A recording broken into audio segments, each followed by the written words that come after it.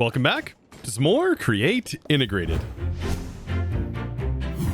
Now, over the last few episodes, we have been dabbling into the Ars magic section, and it's been pretty fun playing around with some of the Ars mobs for automation and also incorporating Ars directly into Create by making the technomancy gear. But today, things get a little bit more technical, and I hope all of you tech fiends out there are ready for today's episode, because I plan on integrating refined storage a bit more into the automation side of things. Now, for the last few episodes, I set up this area right here, and I had a goal in mind, automation. And also I had an underlying goal where I wanted this to be easily accessible via refined storage and utilizing autocrafters. But if you've ever played with refined storage in the past with Create, you may have found it a little challenging to actually automate anything from Create with refined storage. But refined storage 2, which is what we're currently using, added a few tricks up its sleeve to make processes like this a little bit easier. So now our first thing we should probably automate is going to be things that allow us to make more refined storage stuff. And then of course, once we have more refined storage stuff easily craftable, then we can make automation of all of the base components a little bit easier. So first thing I want to get automated is going to be the machine casing. And this is our first major auto crafting challenge, because utilizing crafters is quite a challenge. The reason this is a challenge is because if we are to use a crafter that is going to send items, we then need the items to be sent onto some kind of storage, so that way a mechanical arm can then send the ingredients onto the mechanical crafter sides utilizing funnels and funnels that are filtered. And so this also leads to another issue where a singular crafter like this, for example, will be the only crafter that we can use per recipe. Now, Create does get around this with packagers and things like that, but that's a completely different task. And also the Create packagers, they don't work well with anything that is larger than a 3x3 of mechanical crafters. So you know what? Let's go ahead and automate the machine casing. We're going to need this in every single crafter that we make. So this makes a lot of sense to getting this all set up. So we do not have brass machines automated, so we will have to have brass machines in order to do this, but the goal is to hopefully automate brass machines today, at least make the automation for it. So we are going to need brass, and let's go ahead and set up this whole thing in the back where we can actually automate this. So what we're going to need is funnels that are leading into the crafters. And so in this case, it's going to be just like this. And then we need to take brass and also a brass machine. And back here, I'm going to filter this and build that exact recipe here on the back. And then also place down all of this. So this is the recipe. Now, the way we're going to get the items in is by using a crafter to inject the recipes into a barrel. And so a barrel is something we're going to need. And then we're also going to need an arm, a mechanical arm. So mechanical here, which we do have these on AutoCraft, which is really nice. And then we're going to need a depot. I do find the depot to be like one of the easiest ways to handle this. It is really, really nice. Okay, so we can put a depot here, and then we can actually have a barrel that is right here, and then the crafter can be right here. And then we'll just use a funnel to send the items out onto the depot, like so. And then the mechanical arm, we can have that mechanical arm reach. And so this guy can be over here somewhere. So we're going to make this take items off of here, and then it is going to distribute items into all of these. And so if I place this here, we can power this with a cog, and that's going to make this run really, really well. There we go. That's all powered. It's going to reach onto this whenever it receives the items and then place it in. So all we got to do now is get the items into the barrel. And we also need to import the items back into our refined storage system. This is all part of the way crafting processes work. So right here, I'll have a crafter, but I do need this crafter, by the way, to be facing directly into the barrel. That face is going to be really important. And I do have some refined storage cabling that has been ran down here. So just getting this running through here is going to be how we're going to get this all set up. So we're almost there. We got our crafter set up to send the items. Now we just need a way to get the items back in so refined storage can see that we have done this. And an importer is how we're going to do that. This is the barrel that things are going to get crafted into. Now over in the refined storage pattern grid, we can go ahead and create the recipe. It's going to be for the machine casing, and we'll get this one recipe crafted. So just all of these inputs is going to equal a machine casing. Beautiful. And so we can put that inside of the autocrafter, but here's where our first problem is going to pop up. If I was to craft multiple things here, what's going to happen is it's going to inject all of those ingredients into this barrel. And then this can only send one item at a time. And so what will eventually happen is it'll build a bunch of brass into this slot, and the only thing that'll be sent out is brass, and it'll never get a chance to put this middle brass item in here. So there is a way now that we can prevent that, and we don't have to use any complicated redstone or anything like that, because we now have locking modes. And so there is a few different locking modes, and the original ones still exist here, but we do have lock now until all outputs are received. And this is really, really nice. So while we have this, it will send one packet of ingredients for one single craft. It will then wait for the importer to receive that item back into the system after it's been requested. And this is how we're going to get this to craft. But we still have one problem with the shape of this crafter. We would have to send a redstone pulse, or what I can do is just simply make the crafter the actual size for right now. The goal is to probably move and have a section of crafters that are a little bit larger down the road. But yeah, for right now, I'm just going to make it smaller. And then I'm also going to have the items probably distributed into this barrel. I'm going to bring the whole system down. Or you know what? Instead of actually breaking this whole thing down, we could send a redstone signal to this whole setup. Now, this isn't necessary if you do have the exact right size crafter, but I do want to be able to use this crafter for other things when I'm not requesting. So we can detect when items are in a barrel, send a redstone signal, and then we can use a pulse repeater. And the pulse repeater has a delay here, and we can adjust this delay as we go. But like, we can wait, for example, like 5 seconds or so, and then we can send a strong redstone signal to this, and it's going to amplify that signal. And by that time, this is basically creating a delay. It should have all of the ingredients in here, and then it will fire a redstone signal. If not, it's going to fail the craft. Speaking of failing a craft, there is another screen we are going to need in case such things happen. But you know what? For right now, let's just go ahead and get this timing set up correctly, because now we should be able to request one of these. So I'll hold down Control and hit middle mouse. This will do our first request. Let's just say we want to request 2 of them, just to make sure that our operation is correct. It sent the ingredients. This is now placed them in. Now it can't do anything else, and it shouldn't have sent any more into the barrel. Beautiful. So now we give it a redstone signal. It does the craft, and then now it has sent a new recipe. Oh, that is so nice. Now it's just going to be the hard part of figuring out how much time. I did see this pulse before it was finished. Maybe we'll wait 10 seconds at the maximum. Then that should have waited and sent a redstone signal. And then now it has crafted. And there we go. Basically, this thing is automated. Now, the new screen that I was talking about is the auto crafting monitor. And the monitor is pretty important. If you have a recipe that does fail, you are going to want a way to be able to cancel that craft. And this monitor right here is how you would actually cancel it. Another monitor is the auto crafting manager, which allows you to see all of the auto crafters in your system, and you're able to actually access them and put patterns in them from here. This is really nice if you have like remote storages that are put somewhere else, maybe even for decoration, and you still want to be able to access them. You can access them through here instead of needing to go into the actual crafter. All right, so let's give this one more go. I'm going to request 2 of them, and let's see if our timing is set up correctly. This has pulsed. This is waiting.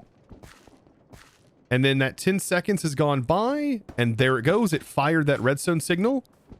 Oh, this is actually a beautiful method of doing this. This works really, really good. I do think the time could be reduced a little bit, probably like 8 seconds more or less.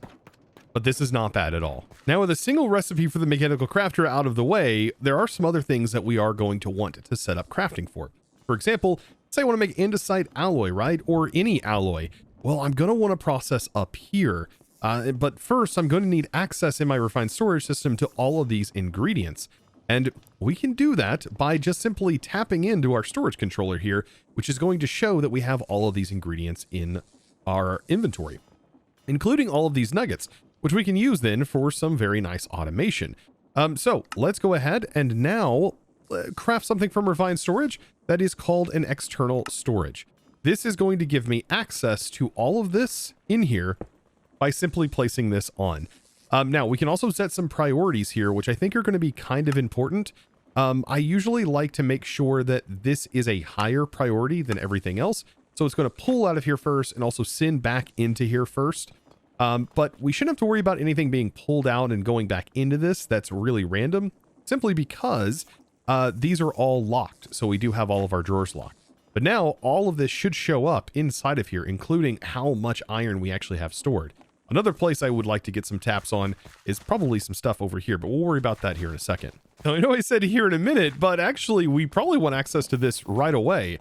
Something really cool we can do, we can place a storage block right in the center. So I'm going to place a storage controller right here in the center of the floor, and I'm just going to link everything to it. So I'm going to basically hit shift and right click, and then I'm just going to add all of these containers to the actual list. So we should be able to add like this drawer here, also this drawer, and even this drawer.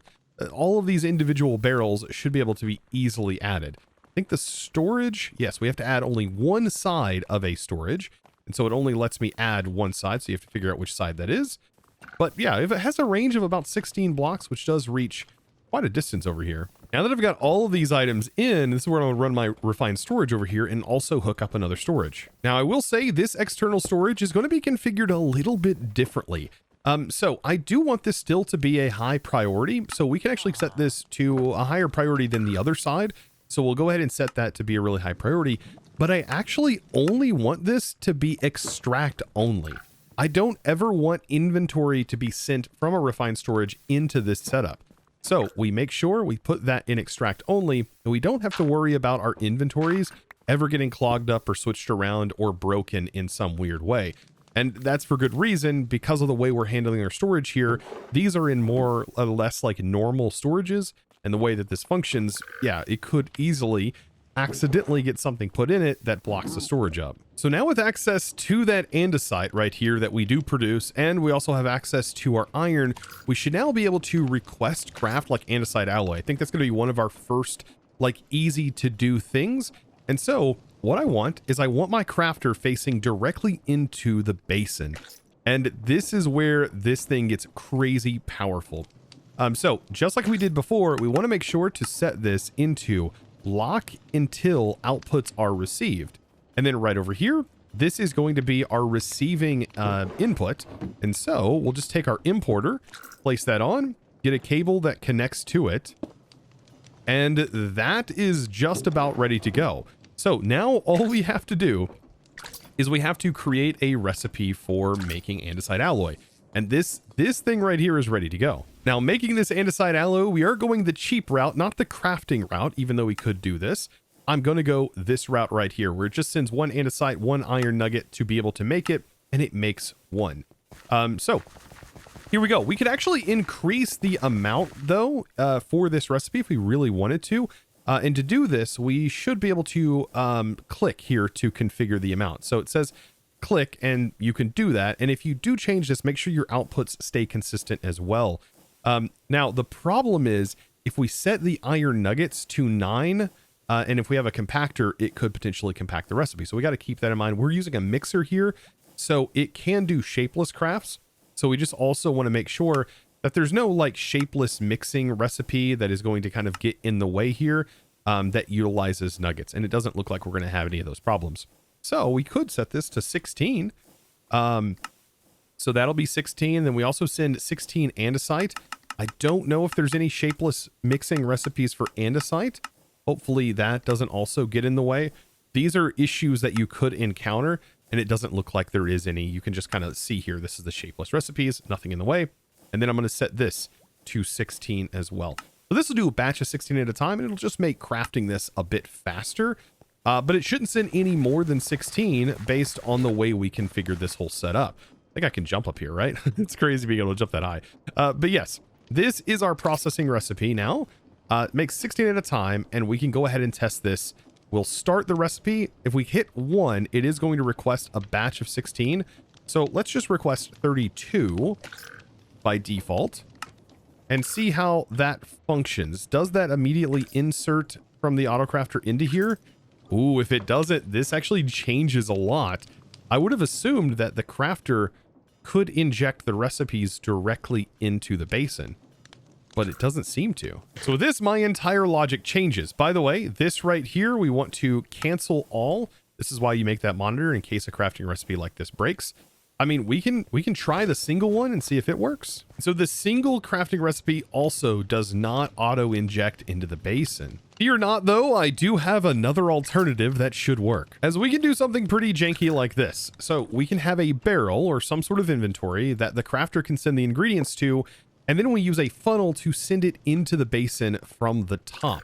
The same thing should be able to also work even with a press right in the middle, so the funnels do not get in the way of that. And then the crafter can just simply send the ingredients directly into this barrel instead. Okay, so this one should work with the 16 and we shouldn't have a problem with that. We just have to make sure that our cables are all linked up and properly situated here. So now the setup is going to look a little bit more like this. Okay, so now let's give this a shot. Okay, so I will now craft alloy, andesite alloy, and this one I'll do again, 32. The ingredients get sent out, but of course I have this, I have a magnet on, so I'll send it into it. That is going to then mix it up. The ingredients get sent out. And we shouldn't see anything happen until the importer goes, hey, all of my ingredients are ready to go. And then it should pull them all in. Or at least so you would hope.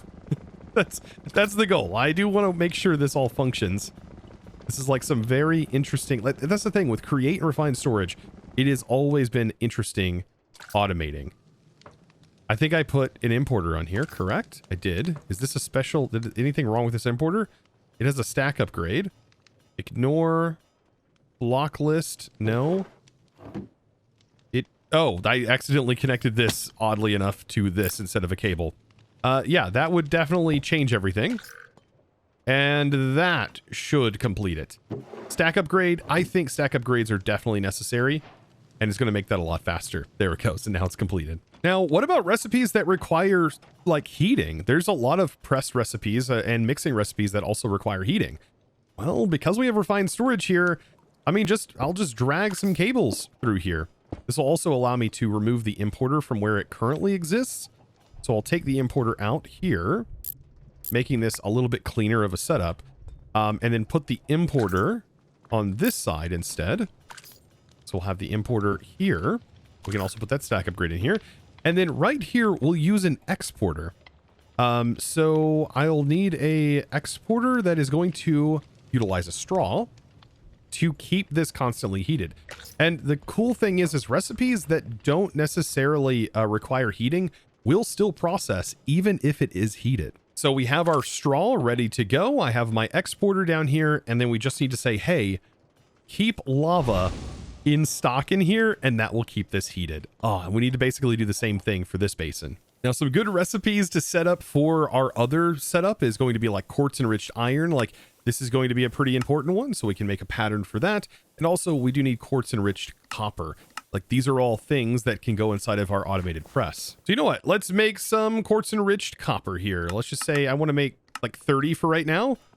It sends it in one recipe at a time. The input goes in and it gets made beautifully. And you know what? It doesn't even have to be that fast. It does get faster if you do it more in a bulk setting, or you do add more, but that might potentially require filtering on the basin. Now we have the automatic sheet processing. And how can we actually automate this? This one, we don't have to worry about locking mode at all, I don't think.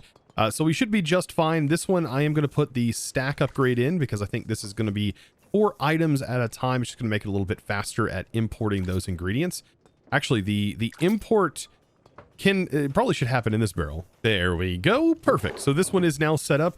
So basically the crafter, we just make a pattern or a recipe, and we can set this to either one. I would recommend possibly setting it to a batch set of 4, since this does process 4 sheets at a time.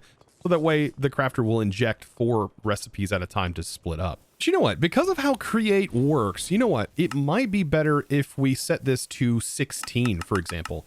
So we just have them set to a batch of 16. Just make sure that you also set your output to 16 whenever you do create this pattern. So now let's give it a shot. Let's say I want to craft some copper sheets for something. So I will hold down control and middle mouse as long as we have some ingredients in here. Set it to like process 40 of them up. All of them then get sent out. This should process up really, really quick. All the ingredients are in and all of the tasks are now complete. Also, now that we have heated mixing and we're able to do this, brass is now easily automatable too. I have this lovely recipe, 16 and 16, and then also converted into 32. And then of course, like to be able to test this out, let's just request 32 for right now, just to make sure nothing in our mixing setup gets broken. And there it goes. It's making brass. Now here's where things get a little bit more complicated. What if we want to automate this thing? That's right, sequenced assembly. This does seem quite difficult. This actually might be a little bit more easy to comprehend than you might think. So we can utilize the mechanical arms, and the mechanical arms actually have a mode here. You have round robin, force round robin, and prefer first target, which I think is probably one of the best methods that we could potentially use, is the prefer the first target, because we can set our targets. And so we can put them in a very specific order. So the goal is to have the mechanical arm up above this that is receiving power from this gearbox. And then we set these chutes that can have individual filters on them. So we can use a list filter and we can have multiple different recipes that are provided into this. We also need one for this as well. And then we have a mechanical arm that picks up items off of a depot. This is where the crafter actually injects the items. So this will be our first target. And then we'll want to make sure that this is our next target, then this one, and then finally, after all of those ingredients are placed in, we then want to make sure this is the final target. And so whenever we place this up here, it says right here, we want to drag this over to the preferred first target, and that should make sure that it sends to here, then to here, then to here, then to here. Or at least that's my understanding, and so I hope. Because if this doesn't work, things are going to get a little bit more complicated. So let's go ahead and first try to make like andesite mechanisms. I think this is going to be one of the best ways to test this. So I have all three of these filters. Let's actually make another list filter. We have a filter also for the input here. So one of the inputs is going to be casings. So we'll go ahead and make sure casings go in this list filter under allow mode. We'll place that in, and then we can pull this out and modify it if we want to add new recipes. Then we also have this slot right here, which is usually andesite alloy in this recipe. So we'll make sure to define that and place that in. This is also going to tell this arm where to send ingredients to. This is very, very important. Next is going to be cog wheels. We'll place that into the next filter. And then finally we have shafts. And there we go. This will get placed in this filter. Now, where things I hope work correctly is whenever the actual pattern or crafter sends the ingredients in, because that's the goal. We want it to make sure that it sends the list of ingredients in a particular order. And I'm assuming if it's anything like Applied Energistics, that it should send from left to right based on how the ingredients are listed inside of the pattern. Now, back over in our pattern crafter, this is where things are getting a little interesting. Now, this is where we want this recipe to be set up. And this is going to be required to be sent in a particular order. And I hope that it formats it automatically by default, but it may not. Okay, so it did not. Andesite casing, in my opinion, should be last in this filter. So you can actually remove this, I believe by shift right clicking. And then we can just take a casing and we can just add it directly to the end of the list. And I'm hoping that this still sets this recipe up correctly. Now, this looks like it's correct. The cogwheel is correct. That order is correct. We just want to move the casing to the end. And if this works, like refined storage, or sorry, like Applied Energistics, it should go from top left to far right and then drop down. And that's the list in the order that it will inject it into the barrel. Okay. So, moment of truth to be able to find this out. Is this going to function? Let's go ahead and request this. So, we're going to go into ages. And I'm going to request one. It put that in and it put it in there. Oh, I have bindings in here. Then it puts it in. And then it does the craft. Okay. Oh my goodness. That works. Oh, it 100% works. Oh, and it did it flawlessly. Now, you do want to make sure that the crafter is set to locking mode, but yes, this functioned as intended, which now means that we can also set this up with some auto crafting and like make sure we have all of this stuff set up. And it can also do some mixing with water because this is a water mixing station. Oh, and then we can actually request any of the refined storage components. This is going to be fantastic because we need to be able to automate things like this. So now after getting this basically completed and inside of the filters here, I've got all of my items listed in and then I've got my recipes built up just like I did the first one. It is now time to work on this. So this is going to work in almost the exact same way. We'll have a pattern that is going to be sent into the barrel. It is going to be in a particular order, just like the other side. Then we are going to pull the items off. We should send here first and then send here last. Place this in. Make sure that this is set to prefer first target, and the order of this should matter. So it should take from here, put into here, all 4 items, and then also work from here, or at least that's the goal. And you know what? Just to make sure things stack, instead of using an andesite funnel for this one, we will use a brass funnel. That way it can actually send out the stacked ingredients. So now let's build some recipes here. Okay, so the andesite machine, we're going to do a sequenced assembly. We want the andesite casing to be on the outside, and then this did not account for the loops. So we have to make sure to account for that. So this is actually going to be set to 4. And then we want to make sure that on the back, we'll do casings, and then we'll bring this into the next slot afterwards. And bam, that is the recipe right there. And I've got to do this for the other machines as well. Like on all of our other setups, we'll make sure to put this into lock until output is received. It'll send one at a time. The same setup should just automatically work. Okay, so let's set up the machine recipe. We need to craft an andesite machine. So we go into ages and let's go ahead and control plus middle mouse. Let's try to request 2 of them. And hopes that it sends it out. Oh, that's right. I do have to get rotational energy to this. Otherwise, it's not going to work, will it? But I have high hopes that this is going to function correctly. Okay, so I'm going to throw in an industrial cog on here. Gets that spinning. It will reach through blocks. And it's just going to continue that loop doing the same thing until it fully completes, which will then send another request. Ah, it is beautiful watching this happen. All of the work finally being put into action and actually getting things automated. But I mean, beautiful. There you have it. We can now request precision mechanisms. We can also request machines, and we can now start to produce some of the basic resources that is needed for more refined storage implementations. But there's still a lot more ahead of us, and there's still a lot more to automate, and we've barely scratched the surface in reality, as we still have processes like these and many others that we're going to want to, well, have automated. And we also have several recipes that we probably want to get automated that are not this particular one recipe. And there's many other things that I want to challenge myself with by utilizing the refined storage's auto crafting setup to be able to do it. But I think everything that we set up today is just going to give us more tools that are going to allow us to make those things much, much easier. Lots of time savers, and that's what I really want to do. I want to be able to make these things so I can build cooler factories and we can get more things automated. I'm pretty excited, and I hope you are too. And if you did enjoy today's video and you learned something new, be sure to click that subscribe button if you haven't already. Well, give this video, guys, a huge thumbs up. Now, of course, without further ado, it's now time for me to thank the amazing supporter of today's episode. And that huge thanks is going to go out to Voided Axis. Thank you so much for your amazing support and choosing to support me over on the Discord by becoming a Discord premium member and supporting my content in one of the best ways possible. Thank you so very much. And guys, I look forward to seeing you all in the next episode. And as always, thanks for watching.